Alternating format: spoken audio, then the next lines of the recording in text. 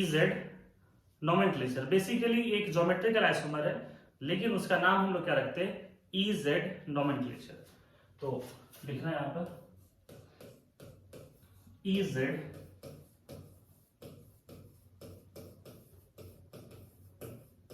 Nomenclature. तो कैसे consider करेंगे कि इजेड नोमेनक्लेचर क्या होता है और फिर हम लोग कब यूज करेंगे। फर्स्ट ऑफ ऑल ये उस आइसोमर में यूज होगा जहां पर ये चारों डिफरेंट हो, मीन्स ए बी सी और ये डी। मतलब यहां पर कोई ऐसा कंपैरिजन वाली चीजें नहीं हो कि जिससे हम कंपेयर करके कह सकते हैं कि ये दोनों सिमिलर एटम सेम साइड में, सिमिलर एटम अपोजिट साइड में। जैसे फॉर एग्जांपल अगर हम लोग बात करें तो CH3CH डबल बॉन्ड C, मान लो कि यहां पर ब्रोमीन है और यहां पर NH2 है। तो यहां पर कोई ऐसा कंडीशन नहीं है कि किसी एक के कंपेयर कर सकते हैं कि हाँ मिथाइल मिथाइल एक साइड में है। तो अगर इस तरीके के कंपाउंड होते हैं तो यहां पर हम लोग सिस ट्रांस नहीं करते हैं, यहां पर हम लोग क्या करते हैं, इजेड नोमेनक्लेचर का यूज करते हैं, इजेड नोमेनक्लेचर। तो बेसिकली इजेड नोमेनक्लेचर होता क्या है, तो यहां पर सबसे पहले हम लोग क्या करते हैं, इन दोनों का कंपैरिजन करते हैं। ये जो है ना, इन दोनों का कंपैरिजन करते हैं। एक रूल होता है जिसको हम कहते हैं CIP रूल। CIP रूल के अकॉर्डिंग कंपेयर करते हैं और किसी एक की हम लोग क्या करते हैं, प्रायोरिटी डिफाइन करते हैं। तो ऐसा हो सकता है कि यहां पर एक 1 हो जाए और दूसरा 2 हो जाए। सिमिलरली इधर वाले पार्ट में भी हम लोग क्या करते हैं, प्रायोरिटी डिफाइन करते हैं अकॉर्डिंग टू CIP रूल। तो यहां पर भी क्या हो जाएगा, 1 और 2, मतलब किसी एक की प्रायोरिटी ज्यादा होगी, किसी एक की प्रायोरिटी कम होगी। फिर इसके बाद में हम लोग क्या करते हैं, फिर EZ का यूज कर सकते हैं। तो बेसिकली देखो EZ जो है इसका फुल फॉर्म होता है ई का मतलब होता है एंटीजेड, और इसका मतलब क्या हो जाता है आपका, दैट इज अपोजिट। तो अगर 1 और 1 मतलब इस साइड का फर्स्ट प्रायोरिटी और इस साइड का फर्स्ट प्रायोरिटी अपोजिट साइड में हो तो हम उसको क्या कह देंगे, ई कहेंगे। पहले इसको हम लोग ट्रांस कहते थे अगर सिस्टांस टाइप का रहता था। उसी तरीके से Z की अगर हम बात करें तो Z का जो फुल फॉर्म होता है दैट इज, इसको हम कहते हैं जूसामिन, और इसका मतलब होता है टुगेदर। इसका मतलब ऐसा हो गया कि अगर जो इधर की फर्स्ट प्रायोरिटी है और इधर की फर्स्ट प्रायोरिटी है वो दोनों क्या हो जाए, आपके सेम साइड में हो जाए, एक साइड में हो जाए, तब फिर उसको हम क्या कहेंगे, जूसामिन। मतलब ये it is similar to like cis. तो आई थिंक EZ समझ में आ गया होगा आपको, बोलो। Yes sir. तो अगर मान लो कोई कंपाउंड है तो इस तरीके से हम लोग लिख सकते हैं कि मान लो कि C डबल बॉन्ड C और इसकी प्रायोरिटी 1 है, ये 2 है, 1 और 2। तो यहां पर 1 1 क्या है आपके सेम साइड में, तो ये कौन सा हो जाएगा, Z C double bond C, और यहां पे 1 है और ये 2 है, ये इधर 2 है और ये 1 है।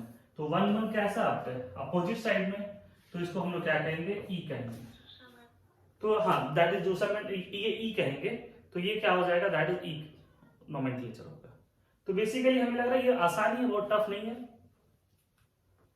तो बेसिकली यहां पर टफ क्या होता है कि आप कैसे पता चलेगा कि 1 कौन सा होगा, 2 कौन सा होगा, 2 कौन सा होगा, 1 कौन सा होगा। तो इसके लिए हम लोग यहां पर क्या यूज करने वाले हैं, एक CIP रूल यूज करते हैं। तो लिखना, लिख लिया उसको, ये पार्ट लिख लिया। तो CIP रूल बेसिकली ये साइंटिस्ट का नाम है, दैट इज चांग इनगोल्ड एंड प्रीलोग, इसी को हम कहते हैं CIP रूल। और CIP रूल का application geometrical isomers as well as optical isomer में भी है। हम लोग ऑप्टिकल आइसोमर में सेम CIP रूल का ही यूज करते हैं। तो अब ये रूल क्या होता है, कैसे हम प्रायोरिटी देखेंगे कि किसकी प्रायोरिटी ज्यादा होगी, किसकी प्रायोरिटी कम होगी, वो हम लोग डिफाइन करते हैं। तो according to this rule, first rule देखो हम क्या बात कर रहे हैं, that is atoms having higher atomic number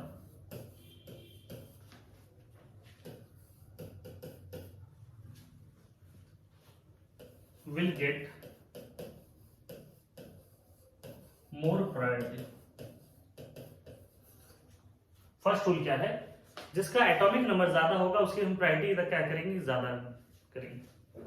जैसे देखो यहाँ पर C डबल बॉन्ड C, यहाँ पर H है और यहाँ पर Cl है। सिमिलरली यहाँ पर हम लोग देखने वाले कि ये आपका मान लो कि ब्रोमीन है और ये आयोडीन है। तो इधर से स्टार्ट करते हैं। तो इस कार्बन के पास में हाइड्रोजन और क्लोरीन है, तो एटॉमिक नंबर ज्यादा किसका, क्लोरीन का, तो इसकी फर्स्ट प्रायोरिटी होगी और ये क्या हो जाएगा, सेकेंड प्रायोरिटी। अब इस साइड में देखो आयोडीन और ब्रोमीन में इसकी प्रायोरिटी ज्यादा है, तो ये 1 हो जाएगा और ये क्या होगा, 2 हो जाएगा। नाउ 1 1 क्या आपका सेम साइड में है, तो ये क्या हो जाएगा आपका Z हो जाएगा। तो इसी चीज के बारे में बात करें कि कार्बन का जो है आपको देखना है एटॉमिक नंबर जिसका ज्यादा होगा उसकी प्रायोरिटी ज्यादा दे। क्या ये फर्स्ट रूल क्लियर है? Yes, sir. Yes, sir. Yes, sir. तो कुछ क्वेश्चंस देंगे और आपको बताना है कि 1 2 क्या होगा। सिर्फ एक हाफ पार्ट के हम लोग करेंगे डिस्कशन। यहां तक लिख लियो।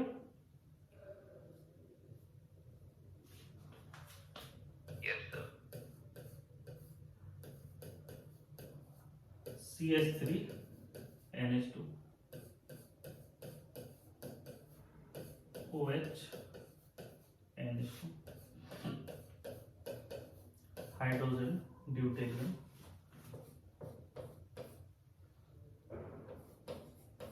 साइनाइड है और NO2 है।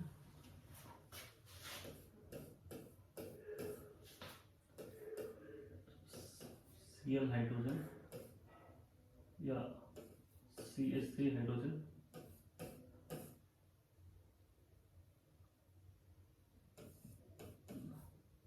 OH है इधर और इधर मान लो कि फ्लोरीन है,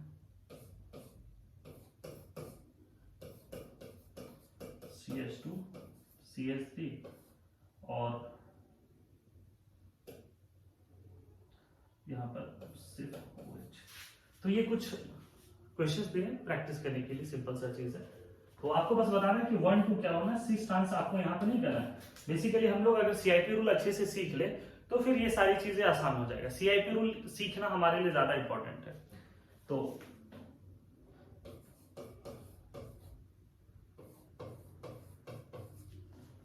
स्टार्ट करते हैं। तो यहां से देखें तो ये कार्बन है और ये नाइट्रोजन है। एटॉमिक नंबर इसका ज्यादा, तो ये 1 हो जाएगा और ये 2 हो जाएगा। Yes, sir. इस साइड में बढ़ेंगे तो ये नाइट्रोजन और ये ऑक्सीजन है। एटॉमिक नंबर ज्यादा किसका, ऑक्सीजन, का 1 हो जाएगा। तो ये 1 हो जाएगा और यहाँ पर 2 हो जाएगा। हाइड्रोजन ड्यूटेरियम है ना, एटॉमिक नंबर सेम है, लेकिन हम लोग डिस्कस करेंगे कि ड्यूटेरियम का ज्यादा होता है क्योंकि इसका मास ज्यादा है। हम आएंगे सेकेंड रूल पर, उस पर भी आएंगे। अब यहाँ से कार्बन से स्टार्ट किए, पहला कार्बन है और ये क्या नाइट्रोजन है, तो नाइट्रोजन के एटॉमिक नंबर ज्यादा है, तो ये 1 हो जाएगा और ये 2 हो जाएगा। आई थिंक हमें लगा ये समझ में आ रहा होगा। लिख रही है? Yes, sir. Yes, sir. Yes, sir. Yes, sir. अब इधर हाइड्रोजन है, इधर कार्बन है, इसका एटॉमिक नंबर ज्यादा है, तो ये 1 हो जाएगा और ये 2 हो जाएगा। ऑक्सीजन फ्लोरीन, इसका एटॉमिक नंबर ज्यादा है 1, ये क्या हो जाएगा 2 हो जाएगा। ऑक्सीजन कार्बन, ये 1 ये 2। नाइट्रोजन कार्बन, ये 1 ये 2। तो आई थिंक हमें लग रहा फर्स्ट रूल सभी बच्चों का क्लियर होगा। एकदम आसान सा रूल है। First rule clear? Yes, sir. लिख लियो। सेकेंड रूल पाए? Yes, sir. सेकेंड रूल की बात हम लोग करने वाले हैं। तो देखो यहां पर क्या कह रहा है कि अगर मान लो कि एटॉमिक नंबर सेम है तो जिसका मास ज्यादा है उसकी प्रायोरिटी हम लोग ज्यादा देंगे। इसीलिए किसी किसी लोकल बुक्स में डायरेक्टली लिख दिया गया है कि species having higher atomic mass will get higher priority. तो ये जो रूल है कहीं कहीं पे सही हो जाएगा है ना, ऑलमोस्ट में। लेकिन ये एक्चुअल रूल नहीं है। एक्चुअल रूल है you have to give first priority to the atomic number, फिर एटॉमिक नंबर सेम हो जाए तब फिर हम लोग आएंगे एटॉमिक मास पर। तो सेकेंड रूल लिखना, if atomic number is same, अगर एटॉमिक नंबर सेम आ जाए तब तो हम लोग कह सकते हैं atoms having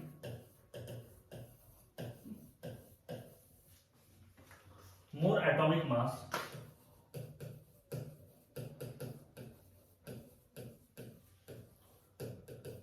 will get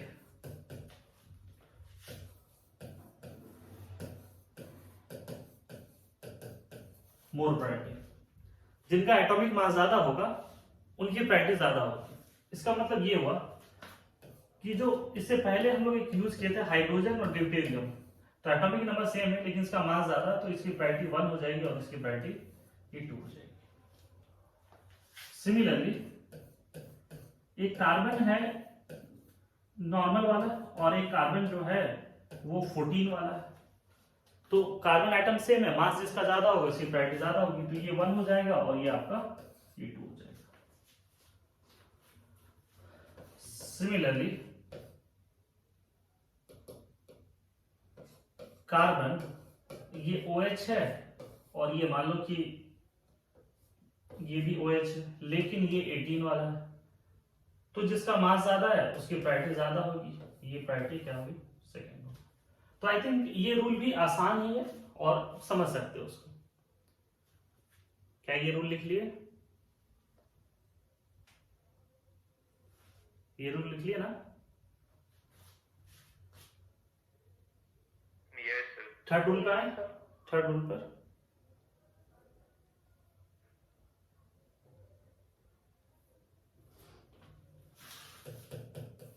third को हम लोग कहते हैं सीक्वेंस रूल। तो सीक्वेंस रूल का देखो क्या मतलब होता है कि अगर पहले एटम से हम प्रायोरिटी डिफाइन ना कर पाए तो हम लोग नेक्स्ट एटम को देखेंगे एंड सो ऑन, हम लोग चलेंगे उसमें। तो देखो यहाँ पर होता है क्या कि मान लो कि कुछ ऐसे केसेस हैं कि ये CH3 और ये क्या आपका CH2CH3, तो आपको करना क्या है, इधर वाला पार्ट जो है यहां तक तो कॉमन लिख दो, ये कार्बन और ये कार्बन आपका कॉमन है इस तरीके से। लेकिन ये जो कार्बन है थोड़ा सा गौर से देखना इसको, ये जो कार्बन है now it is further connected with 3 different hydrogen, ये जो है वो 3 डिफरेंट हाइड्रोजन से कनेक्टेड है। तो हम लोग क्या करेंगे, हाइड्रोजन हाइड्रोजन और ये हाइड्रोजन CH3। अब इसके बारे में बात करते हैं कि CH2CH3, तो ये जो कार्बन है वो फर्दर एक कार्बन से कनेक्टेड है, 2 हाइड्रोजन से कनेक्टेड, तो ये क्या हो गया CH3H और ये H। इसी को हम सीक्वेंस रूल कहते हैं कि अगर पहले से डिफाइन ना हो पाए प्रायोरिटी तो हम लोग नेक्स्ट पे जाएंगे, नेक्स्ट स्टेप पे भी ना हो तो उसके नेक्स्ट में जाएंगे, और ये चलते जाएंगे जब तक कि कहीं ना कहीं पे प्रायोरिटी डिफाइन ना हो जाए कि कौन सा ज्यादा और कौन सा कम होगा। और ऐसा कोई केस नहीं आने वाला है कि सभी सेम आ जाए, सेम आएगा तो ज्योमेट्रिकल आइसोमर नहीं होने वाला है। तो अब देखो यहां तक तो सेम था लेकिन यहाँ हाइड्रोजन है और यहाँ क्या आपका कार्बन है, तो इसकी प्रायोरिटी 1 हो जाएगी, इसकी प्रायोरिटी 2 हो जाएगी। जो ऊपर वाले लोग बात किए थे दोनों बेसिक रूल सेम एप्लीकेबल होगा। तो ये पार्ट क्लियर हुआ? Yes, sir. मान लो कि ऐसा है CH2 CH3 और CH2 NH2, तो किसकी प्रायोरिटी ज्यादा देंगे? तो आपको स्टार्टिंग में जब प्रैक्टिस करना है तो आपको इसी तरीके से ट्री फॉर्म में आपको करना पड़ेगा डिवाइड। तो अगर हम लोग बात करें तो ये कुछ ऐसा है, कार्बन कार्बन और ये carbon. Now this carbon is further connected with methyl hydrogen and hydrogen, और ये नीचे वाला नाइट्रोजन हाइड्रोजन एंड हाइड्रोजन। तो यहां तक तो सेम था लेकिन ये कार्बन से कनेक्टेड है, ये नाइट्रोजन से कनेक्टेड, इसकी प्रायोरिटी ज्यादा होगी तो ये 1 नंबर होगा। क्या ये समझ में आया?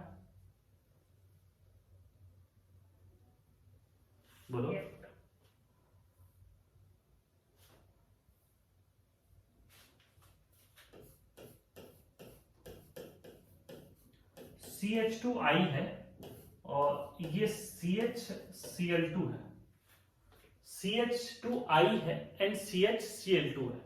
तो फिर इसको फर्दर आपको सेम चीज उसी तरीके से करना है। Now this carbon is connected with iodine, hydrogen and hydrogen. ये किससे कनेक्टेड है? पहला क्लोरीन, दूसरा क्लोरीन और तीसरा हाइड्रोजन। तो आपको कहीं भी फर्स्ट पॉइंट ऑफ डिफरेंस दिख जाए वहीं से प्रायोरिटी डिफाइन करना, आपको फर्दर फिर नहीं जाना है। तो यहां तक तो कार्बन कार्बन ये दोनों बराबर थे, लेकिन ये आयोडीन है और ये क्लोरीन है, आयोडीन का एटॉमिक नंबर ज्यादा है तो ये फर्स्ट हो जाएगा और ये सेकंड हो जाएगा। आपको बाद में नहीं देखना है कि यहाँ पर हाइड्रोजन और यहाँ पर क्लोरीन है, कहीं भी फर्स्ट पॉइंट ऑफ डिफरेंस दिख जाए आप सीधे प्रायोरिटी वहां पे दे दो। ये वाला क्लियर हुआ?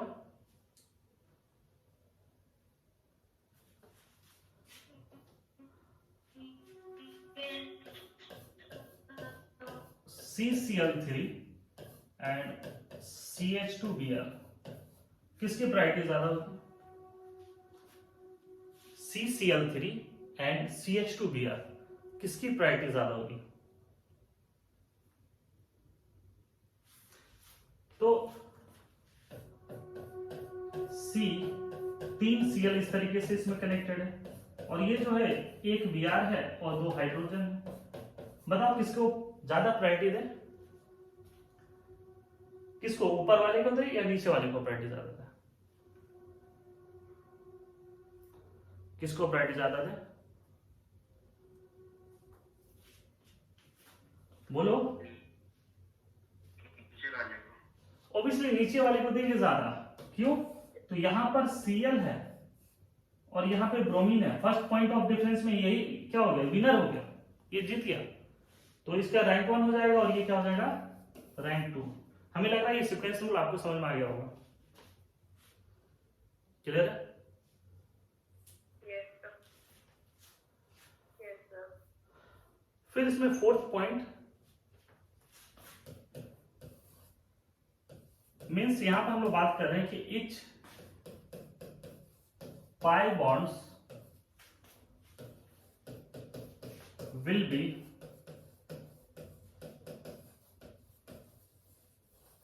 considered as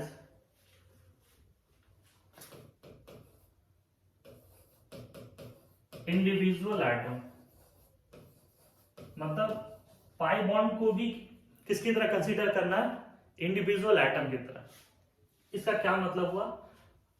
या कह सकते हो जितने भी बॉन्ड्स है, तो देखो यहां पर C double bond C triple bond C है H, और ये मानो कि C डबल बॉन्ड CH2 है और यहां पर भी हाइड्रोजन होगा। तो कैसे डिफाइन करेंगे? तो ये पार्ट तो यहां तक कॉमन है, ये तक तो कॉमन है ना। अब हम क्या कर रहे हैं कि जो जितने भी बॉन्ड्स है ना उसको एटम की तरह कंसीडर करना है। कैसे? तो देखो इस कार्बन का फर्दर बॉन्ड किसके साथ बना हुआ? कार्बन के साथ में। दूसरा बॉन्ड किसके साथ बना? वो भी कार्बन। तीसरा बॉन्ड किसके साथ बना? वो भी कार्बन। मतलब हर एक बॉन्ड को एक एटम की तरह कंसीडर करना है। तो ये पार्ट हो गया। अब इस पर आ जाओ। ये पहला बॉन्ड किसके साथ बनाया है?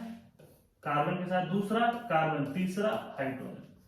It means each pi bond will be considered as a individual atom। तो यहां पर पहला दूसरा तो कॉमन है, लेकिन ये फर्स्ट हो जाएगा और ये सेकंड हो जाएगा, क्योंकि पॉइंट ऑफ डिफरेंस क्या है? ये है ना। क्या ये पार्ट क्लियर हुआ? Yes, sir. Yes, sir. C है, ये साइनाइड है और ये NO2 है। एक साइनाइड है, NO2 है। तो किसकी प्रायोरिटी ज्यादा होगी? किसकी प्रायोरिटी? बहुत आसान है। इस जो अभी रूल बताया उससे कोई रिलेशन ही नहीं है। दैट इज ये पहला रूल है। ये हो जाएगा ना, NO2 हो जाएगा। ठीक, अब थोड़ी सी चीजें समझाते हैं, उसको देखना।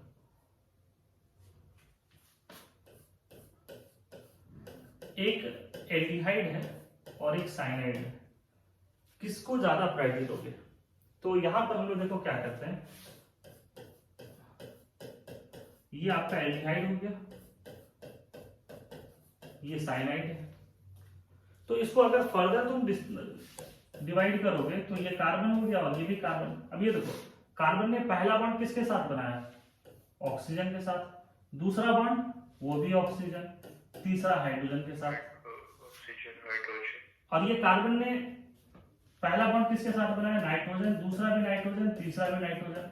तो बताओ प्रायोरिटी ऑर्डर में किसको हम ज्यादा प्रायोरिटी दें? किसकी प्रायोरिटी ज्यादा होगी? ऊपर वाला।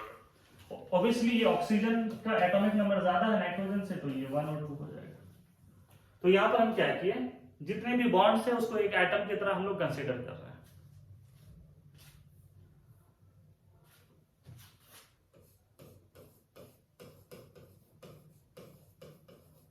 ये CH2OH है और ये एल्डिहाइड है। तो इन दोनों में प्रायोरिटी किसका ज्यादा होगा? तो ये भी कार्बन, ये भी कार्बन। ये कार्बन पहला बॉन्ड किससे बना है? ऑक्सीजन, ये हाइड्रोजन और ये हाइड्रोजन। ये पहला बॉन्ड किसके साथ बना है? ऑक्सीजन, ऑक्सीजन और ये हाइड्रोजन। पहला बॉन्ड का मतलब है ना कि हम लोग कुछ इस तरीके से कोशिश करेंगे कि जिसका एटॉमिक नंबर ज्यादा है ना उसको हम पहला मान के चले।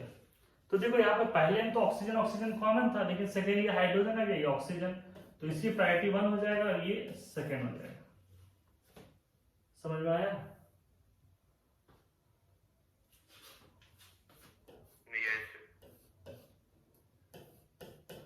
ये एल्डिहाइड है, ये कार्बोक्सिलिक एसिड है। बताइए किसका प्रायोरिटी ज्यादा होगा? एक एल्डिहाइड है, एक कार्बोक्सिलिक एसिड है। तो अभी सीखना है इसलिए एक एक चीज बनाना होगा ना।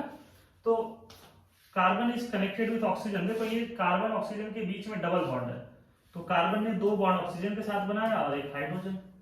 अब ये जो कार्बन है वो 2 बॉन्ड इस ऑक्सीजन के साथ में बना है और ये ऑक्सीजन है और फिर ये फर्दर किसके साथ बॉन्ड बना है? हाइड्रोजन के साथ। तो ये फिर H होगा इस तरीके से। तो इसकी प्रायोरिटी 1 हो जाएगा, इसकी प्रायोरिटी 2 होगा। क्लियर? समझ में आया?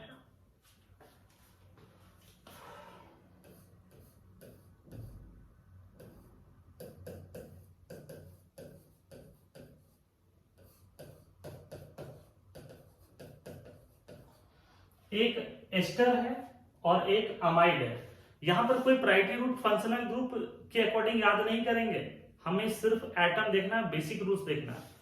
तो यहां पर देख लो कि ये पार्ट तो कॉमन है, इधर डबल बॉन्ड और डबल बॉन्ड और कॉमन है, इधर ऑक्सीजन आ गया, इधर नाइट्रोजन, तो इसकी प्रायोरिटी 1 हो जाएगी, इसकी प्रायोरिटी 2 हो जाएगी। तो ये बॉन्ड वाला रूल समझ में आया? बोलो।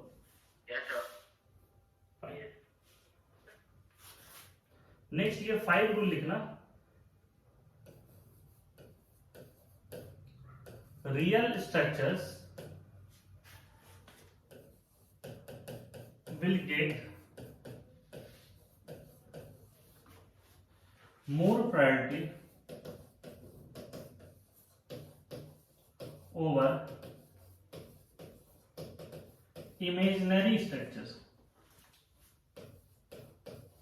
ये जो पाई बॉन्ड को एक एक एटम कंसीडर जो कर रहे थे ना, वो इमेजिनरी स्ट्रक्चर्स की बात कर रहे हैं। तो हम ये क्या कह रहे हैं कि रियल स्ट्रक्चर का जो प्रायोरिटी होगा वो ज्यादा होगा इमेजिनरी स्ट्रक्चर से। इसका क्या मतलब हुआ? इसका मतलब ये हुआ कि एक कार्बन है और ये CH3 जो है वो होल थ्राइस है, और यहां पर जो कार्बन है वो ट्रिपल बॉन्ड CH है। तो इसको अगर हम लोग एक्सपेंड करें तो ये कुछ ऐसा होगा, कार्बन और ये कार्बन ना, ये कार्बन फर्दर किससे कनेक्टेड है? ये भी कार्बन से, ये भी कार्बन से और ये भी कार्बन से, और ये किससे कनेक्टेड है? कार्बन से, कार्बन से, कार्बन से। तो यहां तक तो अब तो सेम है ना, लेकिन सेम नहीं है क्योंकि ये CH3 है। अगर इसको लिख सकते हैं तो CH3 लिख सकते हैं। तो अब ये बताओ कि ये तो रियल स्ट्रक्चर हो गया ना, तो इसकी प्रायोरिटी 1 हो जाएगा, इसकी प्रायोरिटी 2 हो जाएगा। Means real structure will get more priority over imaginary structure. Clear है? कुछ डाउट था आदित्य? आदित्य कुछ डाउट है?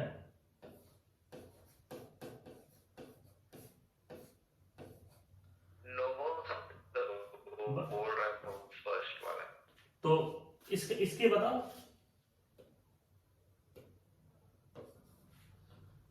साइनाइड है और NH2 है, तो कहने का मतलब है कि डबल बॉन्ड C, ये भी पहला नाइट्रोजन, दूसरा नाइट्रोजन, तीसरा nitrogen, but this is imaginary. ये नाइट्रोजन नाइट्रोजन और ये नाइट्रोजन, ये रियल है, तो ये 1 हो जाएगा और ये 2 हो जाएगा। तो आई थिंक जितने भी CIP रूल्स है यहाँ पर आपका खत्म होता है। तो CIP रूल चीजें समझ में आ गया होगा आपको। फर्स्ट रूल, जिनकी एटॉमिक नंबर ज्यादा है उसकी ज्यादा प्रायोरिटी देंगे। Second rule, atomic number same हो जाए तो जिनका मास ज्यादा उसकी प्रायोरिटी हो जाएगी। थर्ड रूल, सीक्वेंस रूल, पहले से डिसाइड ना हो तो सेकंड पे जाएंगे, सेकंड से ना हो तो थर्ड पे जाएंगे, एंड सो ऑन चलता जाएगा। फोर्थ रूल, जितने भी मल्टीपल बॉन्ड्स है, पाई बॉन्ड्स है, उसको एज ए एटम कंसीडर करेंगे। And the fifth last rule, real structures की प्रायोरिटी ज्यादा होगी इमेजिनरी स्ट्रक्चर्स से। यही आपका CIP रूल है। क्या CIP रूल क्लियर है सभी बच्चों का? कुछ क्वेश्चंस दें? Yes sir. अब आपको बताना है कि EZ नॉमेनक्लेचर बताना है by using CIP rule.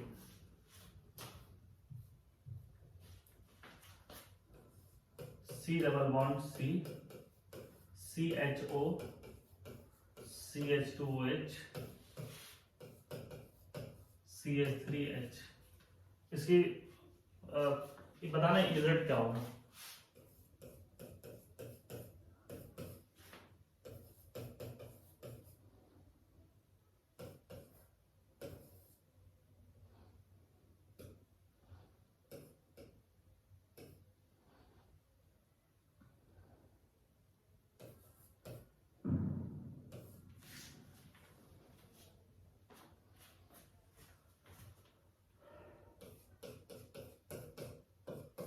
Sir वो NC लिखे हैं दूसरे वाले में। हाँ, आइसोसाइनाइड है।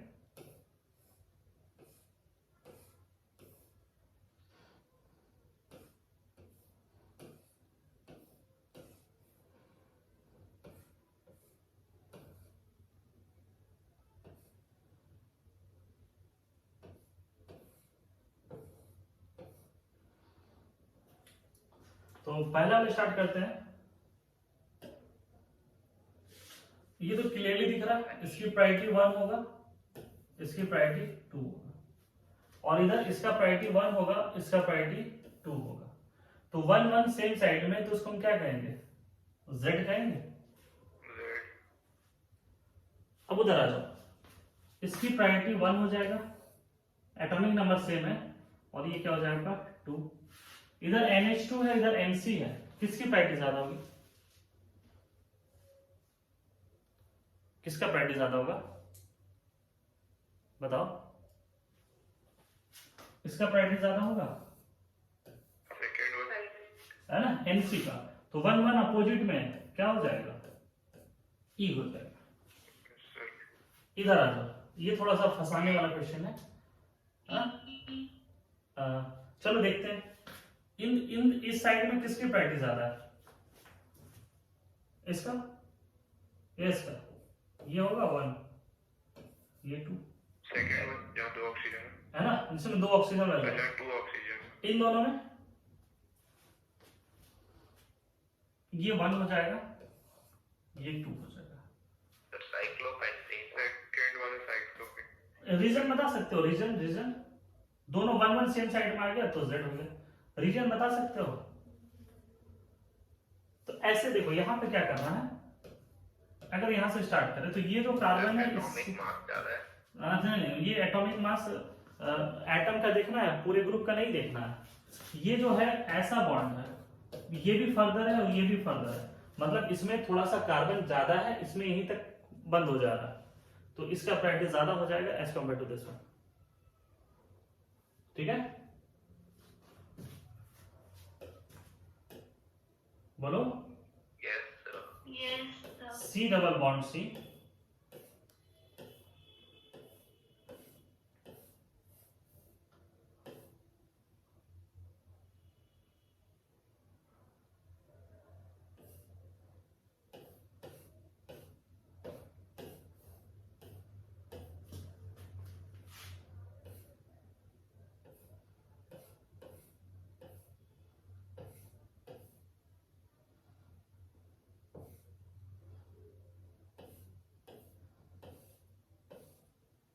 बताओ इस स्ट्रक्चर। चलो देखो यहाँ पर, क्या इसकी प्रायोरिटी 1 होगा, इसका 2, यस सर। और इस साइड में इसका 1 होगा, इसका 2, तो 1 1 अपोजिट में क्या हो जाएगा, ई होगा। सी डबल बॉन्ड सी, तो राइट साइड वाले का 1, क्या बोले, तो साइक्लोहेक्सेन वाला का सिर्फ 1 क्यों हुआ? ये 1 इसलिए हुआ क्योंकि यहीं से इसके डबल बॉन्ड है, और इसका डबल बॉन्ड यहां से नहीं है, आगे वाले पोजीशन से। समझ में आया? ये जो कार्बन है ना, तो ये जो कार्बन है, ये कार्बन, इधर भी कार्बन और इधर भी कार्बन, ये 3 कार्बन से जुड़ा हुआ, लेकिन ये 2 कार्बन से जुड़ा हुआ, 1 हाइड्रोजन से जुड़ा, इसलिए इसकी प्रायोरिटी ज्यादा होगी।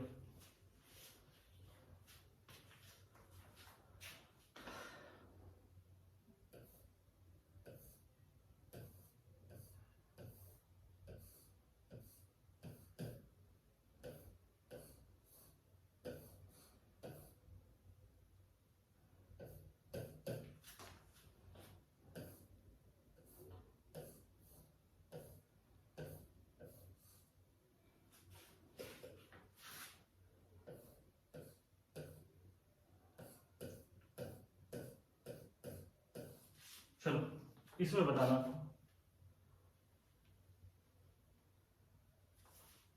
इजेड, बेसिकली इजेड सब कुछ पड़ जाता है, सीआईपी रूल पे बेस्ड है। सीआईपी रूल क्लियर है, सब क्लियर है। तो इधर वाले पार्ट में दिख रहा होगा ना कि ये 1 हो जाएगा और ये 2, क्या ये 1 होगा और ये 2, और इधर वाले पार्ट में देखो यहां तक बढ़े हैं, तो क्या आपका कार्बन, यहां बढ़े कार्बन है, ये भी इधर बढ़ा तो कार्बन है, इधर भी बढ़ा तो कार्बन है, ये इधर बढ़ा कार्बन, इधर बढ़ा ऑक्सीजन है, तो इसकी प्रायोरिटी 1 हो जाएगा और इसका प्रायोरिटी 2 हो जाएगा। कुछ समझ में आया? जैसे यहां से देखो पढ़े, ये दोनों पॉइंट सेम था आपका, ये वाला पॉइंट और ये पॉइंट सेम है, ये पॉइंट सेम है, तो इधर से बढ़े कार्बन, इधर से भी बढ़े कार्बन, ये इधर बढ़ा तो ऑक्सीजन मिल गया, तो इसकी प्रायोरिटी फर्स्ट हो गई। और 1 सेम साइड में, तो ये क्या हो जाएगा आपका, ये जेड हो जाएगा। क्लियर? सीएल का ब्रांचिंग से कुछ फर्क नहीं आएगा? सीएल है तो बाद में है ना, सीएल जो है वो बाद में है, हम तो देखेंगे पहले हमें कौन मिल रहा है ना, ओके तो सर। पहले ये मिल जा रहा है, सीएल बाद में से कोई फर्क नहीं पड़ेगा। यस इजेड क्लियर हुआ? सर, अगर वो फर्स्ट वाला जो ऑक्सीजन सर उधर है, वो भी अगर इन केस ब्रांचिंग में होता सर, तो फिर हम लोग कैसे डिसाइड करते प्रायोरिटी? फिर क्लोरीन का हो जाता,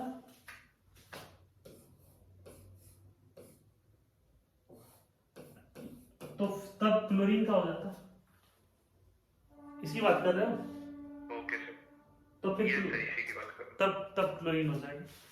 तो आई थिंक हमें लग रहा है इजेड आपको समझ में आ गया होगा। कुछ क्वेश्चंस और देंगे हम असाइनमेंट में, तो एक बार उसको सॉल्व करना, क्या? हूँ। Yes sir. तो इजेड के बाद में लिखना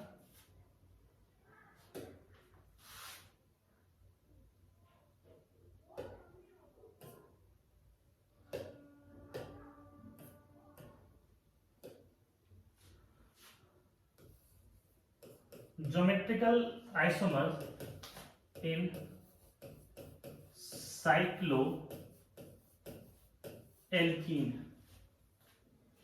साइक्लिक कंपाउंड में तो हम लोग कर ही चुके हैं सिस्टम्स, साइक्लोएल्कीन के लिए बात कर रहे हैं कि साइक्लोएल्कीन में किस तरीके से ज्योमेट्रिकल आइसोमर्स होंगे। साइक्लोएल्कीन देखना, थोड़ा सा नोटिस करना, साइक्लो भी है और एल्कीन भी है। तो इसमें साइक्लोएल्कीन का सबसे पहला मेंबर जो हम बना रहे हैं, क्या यही कुछ होगा? This is the first member of cycloalkene. तो यहां पर जो हाइड्रोजन है, इसका सिर्फ और सिर्फ ये हाइड्रोजन है, तो ये ऐसा नहीं हो सकता है कि एक हाइड्रोजन सिस के फॉर्म में रहे, एक ट्रांस के फॉर्म में आ जाए, क्योंकि ये जो कार्बन है आपका वो sp2 है, तो sp2 कैसा होता है, ट्राइगोनल प्लेनर, ये कुछ इस तरीके का स्ट्रक्चर होता है ना, तो ये दूसरा इसका स्ट्रक्चर फॉर्म नहीं कर सकता, कि किसी के दिमाग में चल रहा कि नहीं सर ये तो ऐसा करेगा कि एक हाइड्रोजन इसमें आ जाएगा, एक हाइड्रोजन ऐसा आ जाएगा, ये पॉसिबल नहीं है। तो हम क्या कह सकते हैं कि इसमें इसका ओनली क्या होगा, सिस फॉर्म एग्जिस्ट करेगा। सिमिलरली साइक्लोब्यूटेन की बात करें तो ये जो हाइड्रोजन है और ये हाइड्रोजन है, इसका भी क्या होगा, ओनली सिस फॉर्म एग्जिस्ट करेगा। इसका ट्रांस तो पॉसिबल ही नहीं है। ट्रांस पॉसिबल है क्या इसका? पॉसिबल नहीं है। No sir. कोई ऐसी पॉसिबिलिटी नहीं है। किसी के दिमाग में चल रहा होगा कि सर ऐसा कर दीजिए कि ये हाइड्रोजन ऐसा रहेगा और ये हाइड्रोजन ऐसा रहेगा, ये नहीं होगा। फिर अगर मान लो तुम जबरदस्ती कर भी दिया ना तो फिर ये फिर से अपने पोजीशन पे चला जाएगा, दैट इज sp2 है तो ये प्लेनर स्ट्रक्चर में चला जाएगा, ये आपका एग्जिस्ट नहीं करेगा। तो 1 2 देख ही लियो। थर्ड की बात करते हैं तो थर्ड साइक्लोपेंटेन, यहां पर भी क्या होगा बोलो, only cis. And fourth part cyclohexane, तो इसका भी क्या होता है, ओनली सिस। इसमें भी इसका कोई ट्रांस पॉसिबल नहीं है। क्लियर है? और इसका जब आइसोमर इसका आइसोमर बनेगा ही नहीं तो हम कहेंगे कि आइसोमर बनाता ही नहीं है। तो हम लोग यहां पर कुछ एक ऐसा पॉइंट करके लिख देते हैं, ये नोट करके लिखना, up to 6 member cycloalkene only cis form exists। सिर्फ और सिर्फ उसका क्या होने वाला है, सिस फॉर्म ही एग्जिस्ट करेगा, उसका ट्रांसफॉर्म एग्जिस्ट नहीं करने वाला। या इसको हम कह सकते हो नो GI सोन up to 6 member cycloalkene. समझ में आया कुछ? तो 6 मेंबर वाला जो है वो GI शो नहीं करता है, एल्कीन वाला जो है वो 6 मेंबर शो ही नहीं कर सकता, क्योंकि हम स्टार्टिंग में बार बार हम कह रहे हैं कि जो आइसोमर्स होते हैं वो रिलेटिव फिनोमेना होते हैं। That is when we compare a molecule with another molecule, तभी उसको हम आइसोमर कहेंगे। ये नहीं कहेंगे कि ये आइसोमर है, हम ये कह सकते हैं इसका ये आइसोमर है, मतलब ये एक रिलेटिव फिनोमेना है। तो हम इसलिए कहते हैं कि up to 6 member ring cycloalkene जो है वो आइसोमर फॉर्म ही नहीं करता, GI फॉर्म नहीं करता। क्या ये पार्ट क्लियर है? बोलो। Yes, sir. तो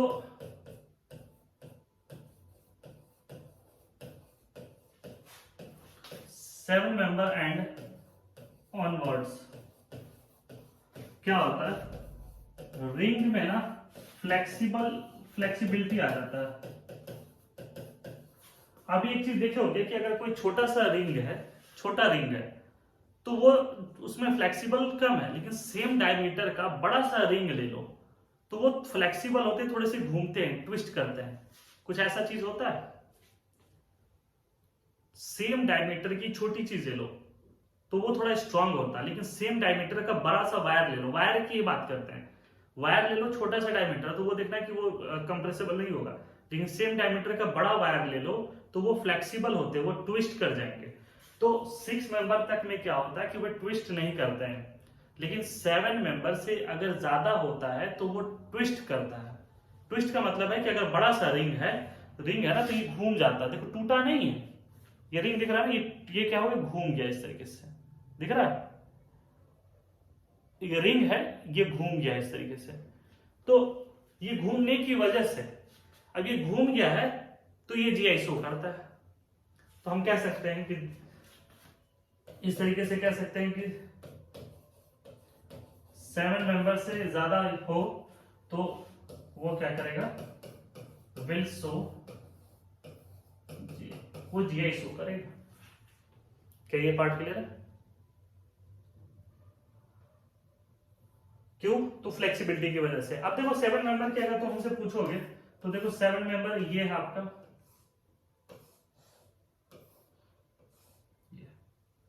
तो ये जीआई शो करता है। अब ये तुम बताओ कि इसका सिस फॉर्म ज्यादा स्टेबल लग रहा है कि ट्रांस फॉर्म ज्यादा स्टेबल लगेगा? सिस में ये सिस फॉर्म हो गया, ट्रांस ऐसा होगा कि ये एक अंदर होगा, एक अंदर की तरफ चला जाएगा। तो रिंग बड़ा है तो हाइड्रोजन अब अंदर जा सकता है, लेकिन बात अगर स्टेबिलिटी का करें तो 6 में कौन ज्यादा स्टेबल होगा, 7 में कौन ज्यादा स्टेबल होगा, सिस या ट्रांस? दिख रहा है ना कि सिस ज्यादा स्टेबल होगा।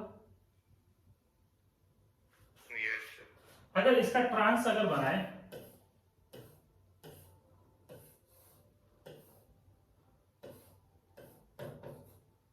तो ये थोड़ा सा कम स्टेबल होगा। अभी 2 डायमेंशनल बोर्ड है इसलिए कुछ ऐसा नहीं, तो ये थोड़ा सा ट्विस्ट कर जाता है। तो यहां पर हम लोग एक चीज कहते हैं, देखो बेसिकली नॉर्मली क्या होता है, इन जनरल की अगर हम बात करें, ये हम पढ़ाए हैं आपको, in general trans is more stable होता है, trans is more stable than cis. In general trans is more stable than cis. Trans जो फॉर्म होता है वो ज्यादा स्टेबल किससे हो जाता है, सिस से। लेकिन अगर हम बात करें कि 7 है ना, टू 11 मेंबर रिंग तक, up to 7 to 11 member cycloalkene, यहां पर क्या होता है, cis is more stable than trans. और 12 member onwards, 12 member and onwards, now general rules that is trans is more stable than cis. समझ में आया? ये थोड़ा सा याद करना पड़ेगा आपको कॉम्पिटिटिव पॉइंट के व्यू से। कॉम्पिटिटिव पॉइंट में ये चीजें आपको याद रखना पड़ेगा। क्या ये पार्ट क्लियर है?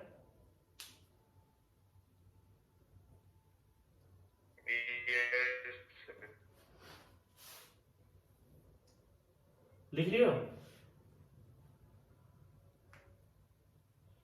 तो लास्ट लाइन नोट कर। यस सर, लिख लिया। तो ये साइक्लोइकीन के बारे में है। मान लो कभी कुछ ऐसे क्वेश्चंस आए जो हम समझाते हैं,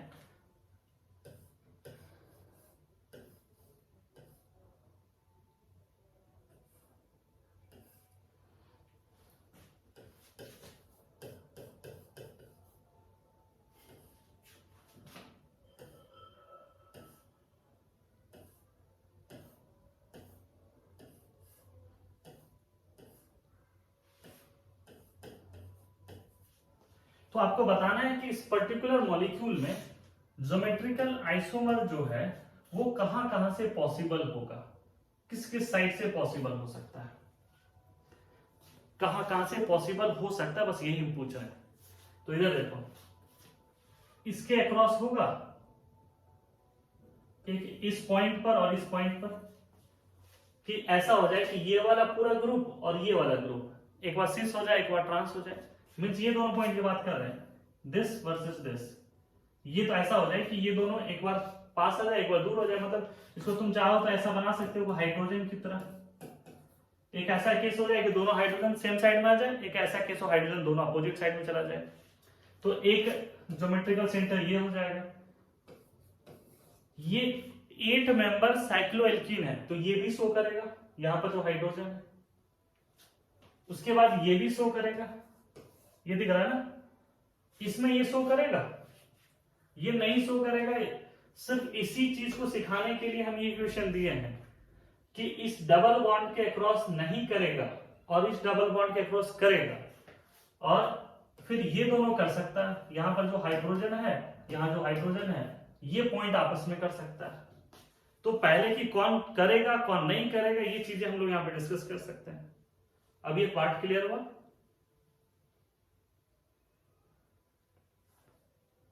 ये क्लियर हुआ? बोल नहीं रहे हो कुछ? Yes sir. है ना?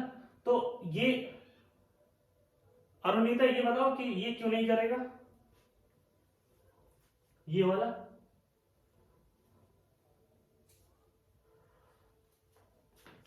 बताओ ये क्यों नहीं करेगा?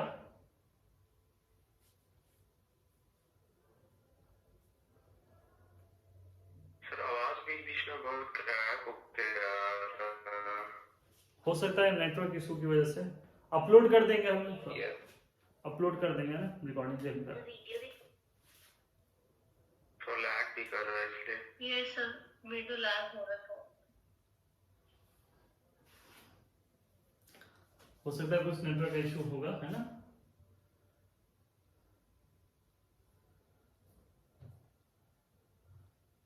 चलो नेक्स्ट लिखना, ज्योमेट्रिकल आइसोमर इन एलिन, या इसको हम कहते हैं क्यूमिलिन, है ना?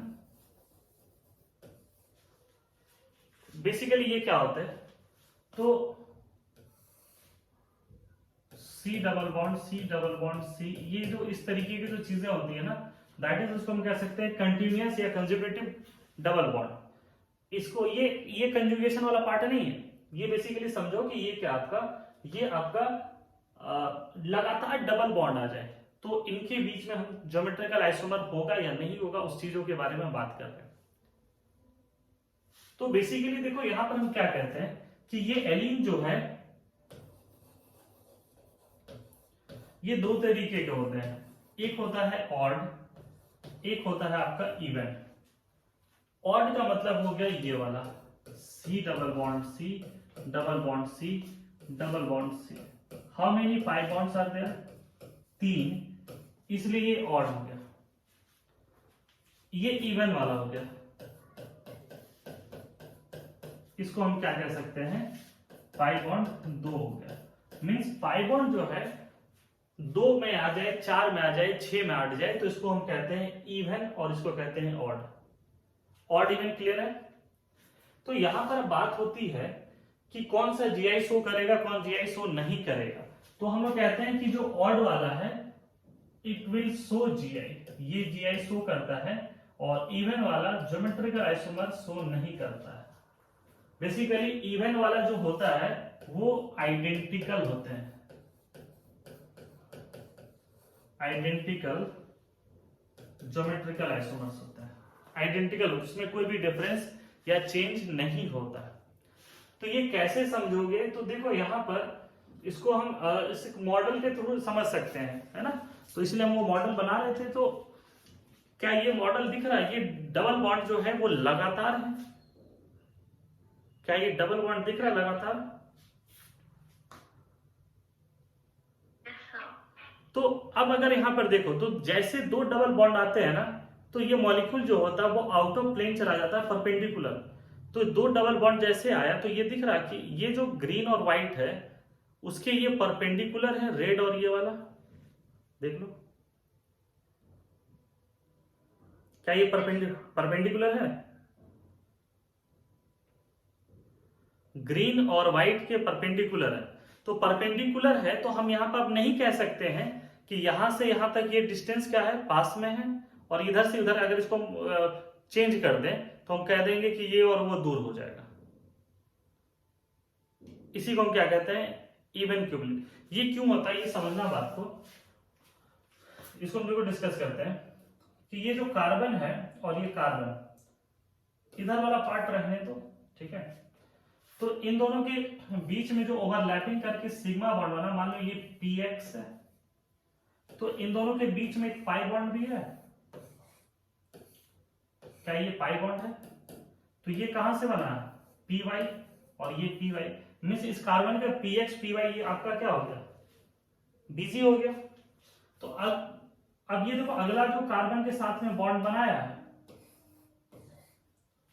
तो अब इसके साथ जो पाई बॉन्ड बनने वाला है वो कौन सा ऑर्बिटल से बनेगा, तो इसके z ऑर्बिटल से बनेगा। ये पाई बॉन्ड कहां से बनेगा, बोलो, z ऑर्बिटल से बनेगा, ये pz से बनेगा। क्यों, तो px py तो इधर ही बन चुका आपका, तो इसका मतलब है कि ये दोनों के ये परपेंडिकुलर चला गया। P x p y p z क्या होता है, परपेंडिकुलर ना। तो ये जो कार्बन है वो परपेंडिकुलर चले जाएंगे, देख लो यहां पर देख सकते हो इस तरीके से। ये देखो यहां पर ये डबल बॉन्ड है, एक डबल बॉन्ड है इस तरीके से, है ना। हम चाह रहे हैं कि एक और बॉन्ड बनाए, तो ये दोनों क्या हो गए, इन दोनों के बीच में एक प्लेन में एक सिग्मा एक पाई बन गया। तो अगला जो होगा ऑब्वियसली इसके क्या होगा, ये परपेंडिकुलर होगा, ये दिख रहा होगा परपेंडिकुलर, ये वाला। तो अब ये जब इसके साथ में बॉन्ड बनाएगा, तो बॉन्ड बनाएगा तो अब ये क्या होता है कि इन दोनों के ये परपेंडिकुलर आ गया, दिख रहा होगा, ये प्लेन में है, ये उसके परपेंडिकुलर है। या इस डायरेक्शन में देखो तो ज्यादा अच्छे से दिख रहा होगा, इस डायरेक्शन में कि ये दोनों प्लेन में है और ये क्या परपेंडिकुलर। तो यहां से इनका जो डिस्टेंस है, और इसको अब चेंज कर देते हैं, है ना। तो मीन्स ग्रीन को ऊपर रख दिए और इसको यहां रख दिए, क्या डिस्टेंस में कोई डिफरेंस आ पाएगा अब इन दोनों के बीच में, डिफरेंस में, ये डिफरेंस में कोई चेंज आ पाएगा नहीं ना। तो इवन वाला जो होगा, इवन वाला वो क्या हो जाएगा आपका, उसमें कोई डिफरेंस नहीं होगा। तो ये जो ज्योमेट्रिकल आइसोमर्स होते हैं वो डिस्टेंस डिपेंडेंट आइसोमर्स होते हैं, इसलिए इवन क्यूमेलिन में ये नहीं होने वाला। अब ऑड में फिर ऐसा क्यों हो जाएगा, तो जैसे इसमें हम लोग बात करेंगे कि ऑड इवन वाला ना, तो अगर दो बार परपेंडिकुलर अगर हम लगाते हैं तो फिर पैरेलल हो जाएगा। तो ये अब आपका ऑड क्यूमेलिन है, देखो ये डबल बॉन्ड जो है वो 3 बार आया आपका। तो अब यहां पर अगर हम लगाएं तो देखो ये क्या हो जाएगा, ये आपके ट्रांसफॉर्म हो गया, ये आपको दिख रहा होगा, देख लो प्लेन में आ गया। तो यहां से हम कह सकते हैं कि ये और ये क्या आपका दूर में है, फिर चेंज कर देंगे तो ये क्या चला जाएगा सिस में। मीन्स जब ऑड होगा, जब ये ऑड होगा तो ज्योमेट्रिकल आइसोमर शो करेगा, इवन होगा तो ज्योमेट्रिकल आइसोमर शो नहीं करेगा। क्या ये पॉइंट समझ में आया, क्या ये पॉइंट समझ में आया। Yes sir.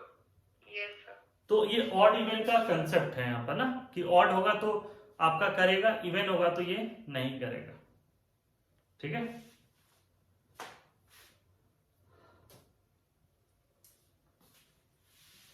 नेक्स्ट टॉपिक पे आए हम लोग।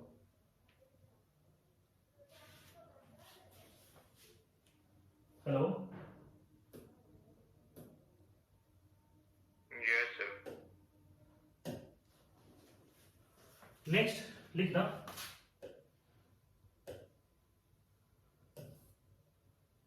कैलकुलेशन ऑफ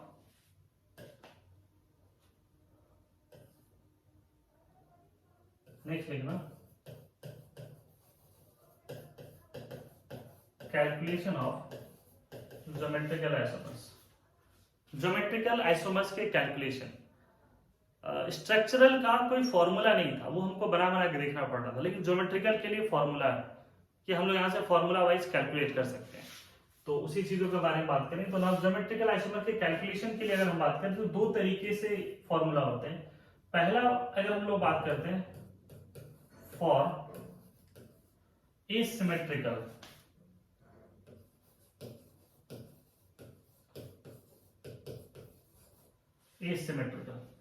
एसिमेट्रिकल का मतलब हो गया कि उसके जो टर्मिनल्स होंगे, टर्मिनल्स और एंड्स विल बी डिफरेंट। ये क्या होंगे उसके,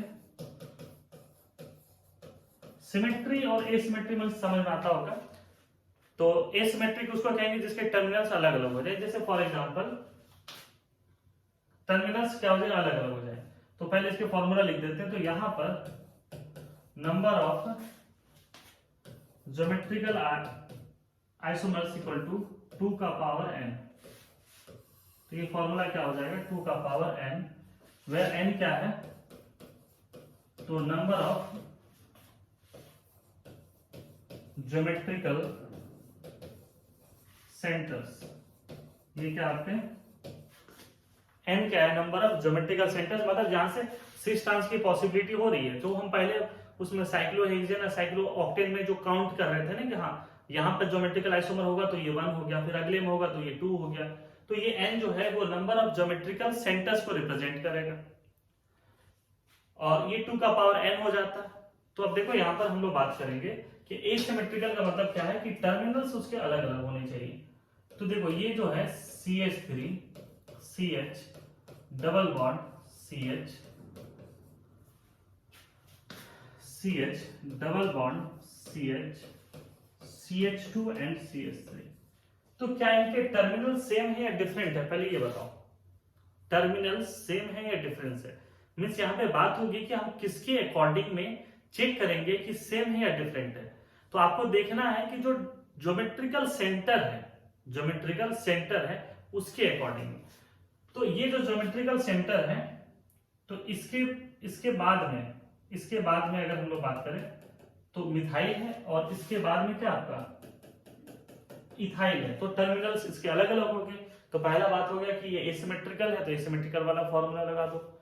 और इसके लिए नंबर ऑफ ज्योमेट्रिकल सेंटर कितने हैं, यहाँ पर 2 हैं, एक ये वाला और एक ये। तो अगर हम लोग बात करें नंबर ऑफ ज्योमेट्रिकल आइसोमर्स तो 2 का पावर n, तो 2 का पावर 2, ये क्या हो जाएगा 4 हो जाएगा। समझ में आया? 2 का पावर 2 ये 4 हो जाएगा। कैसे 4 होगा ये समझना। अगर इसकी नंबरिंग हम लोग करें तो ऑब्वियसली ये 1 होगा, second carbon, third carbon, fourth carbon, fifth carbon, six carbon and seventh carbon. तो ये जो डबल बॉन्ड है वो 2 पर है और कहां पर है 4 पर है। तो हम ऐसा कह सकते हैं कि 2 6 4 6 ये पहला कॉम्बिनेशन है। दूसरा कॉम्बिनेशन 2 6 4 ट्रांस। तीसरा कॉम्बिनेशन 2 ट्रांस 4 ट्रांस एंड चौथा कॉम्बिनेशन 2 ट्रांस 4 6। क्या ये चारों अलग अलग हैं? तो ये पहला क्वेश्चन था, इसमें हम आपको वेरीफाई करने के लिए ये चीजें हम बता दी कि देखो अगर 4 हो रहा है तो कौन कौन सा होगा, cis cis cis trans trans trans trans cis. क्या ये ज्योमेट्रिकल सेंटर समझ में आपको? ज्योमेट्रिकल आइसोमर्स का कैलकुलेशन बोलो।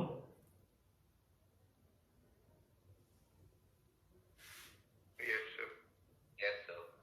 तो इसी तरीके से अगर मान लो कि कभी हम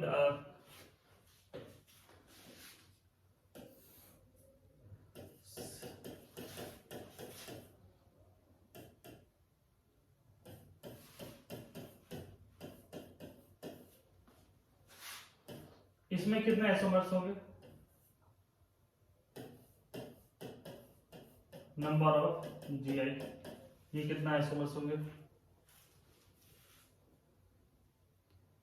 नंबर ऑफ आइसोमर्स कितने हो जाएंगे इसमें?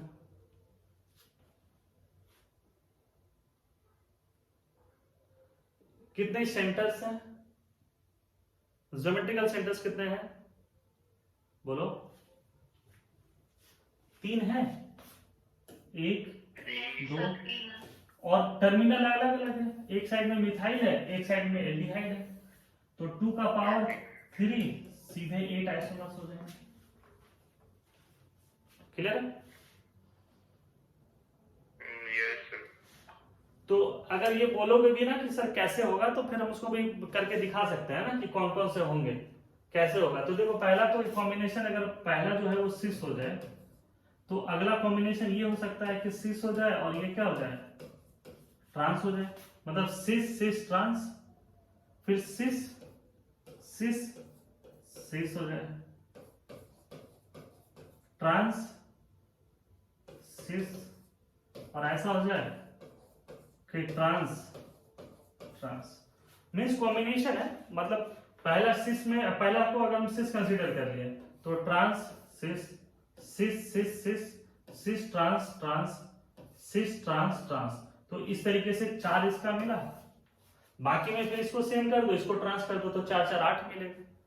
तो एक तरीका है बना के देखना, लेकिन बना के देखना एक टाइम कंज्यूमिंग है और एक भी छूट जाएगा तो आंसर नहीं आएगा। और सबसे बड़ी बात है जब फॉर्मूला हमें पता है तो ये हमारे लिए ज्यादा फायदेमंद है। क्लियर ये पार्ट?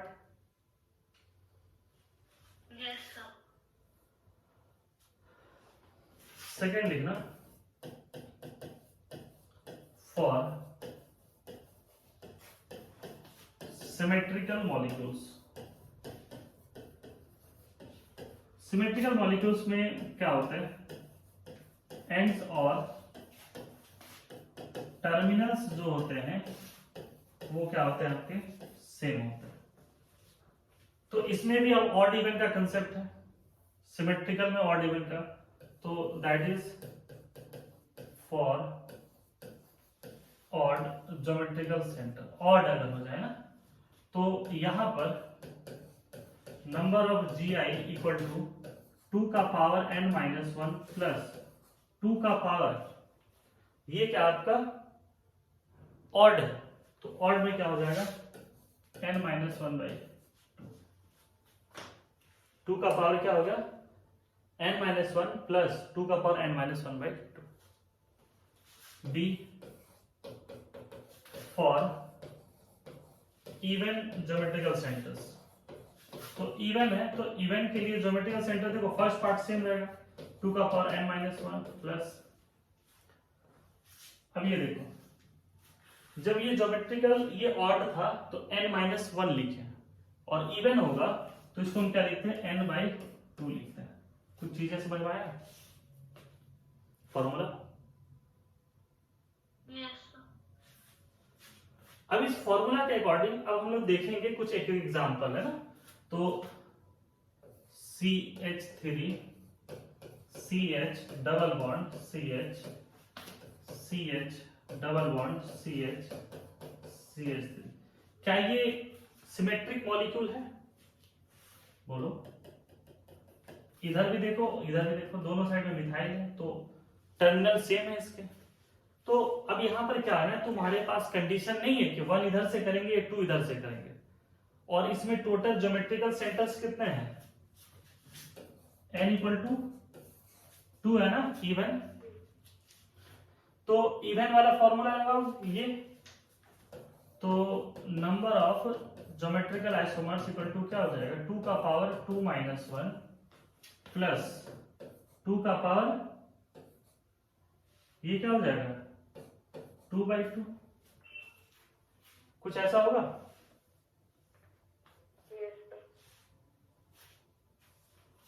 तो ये क्या हो जाएगा 2 का पावर 1, ये भी क्या हो जाएगा ये 2 का पावर, हाँ ये दोनों हो जाएगा ना इस तरीके से। तो ये भी 4 हो जाएगा, 4 नहीं होगा 2 का पावर 0, ये n-2 होता है। एक मिनट, ये क्या होता है आपका n-2। फॉर्मूला क्या हो जाएगा इसका n-2, तो ये 2-2 तो ये 0, तो ये क्या हो जाएगा 2 + 1, तो 3 ज्योमेट्रिकल आइसोमर्स होंगे। 3 कैसे ज्योमेट्रिकल आइसोमर्स होंगे अब इसको समझाते हैं। एक ऐसा हो जाए कि पहला सिस हो जाए और इधर वाला ट्रांस हो जाए, और दूसरा ऐसा हो जाए कि ये सिस हो जाए ये भी सिस हो जाए, तीसरा ये ट्रांस हो जाए और ये ट्रांस हो जाए, और ये जो है आपका ये ट्रांस हो जाए और ये सिस हो जाए।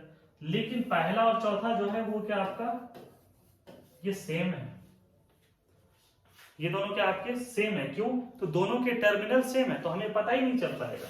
जैसे इसके लिए अगर हम लोग बात करें, देखो ऐसा हो सकता है कि अच्छा देखो 1 2 3 4 5 6 ये 6 मेंबर का है ना, तो 6 मेंबर का देखो हम स्ट्रक्चर बना के ही दिखाते हैं। पहला है सिस ट्रांस, तो ये सिस हो गया और ये ट्रांस हो गया, 1 2 3 4 5 6, एक ये मॉलिक्यूल हो गया। दूसरा सिस सिस, ये सिस सिस हो गया। तीसरा ट्रांस और सिस, ट्रांस और सिस, ट्रांस ट्रांस है ना,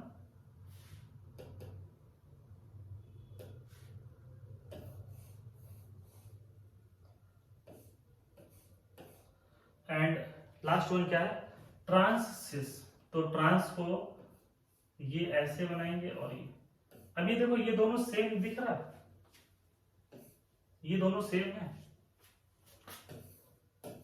यस सर। इसलिए इसको हम लोग एक माने, ये अलग है और ये अलग है, इसलिए टोटल कितने आए हमारे पास, तो 3 आए। समझ में आएगी?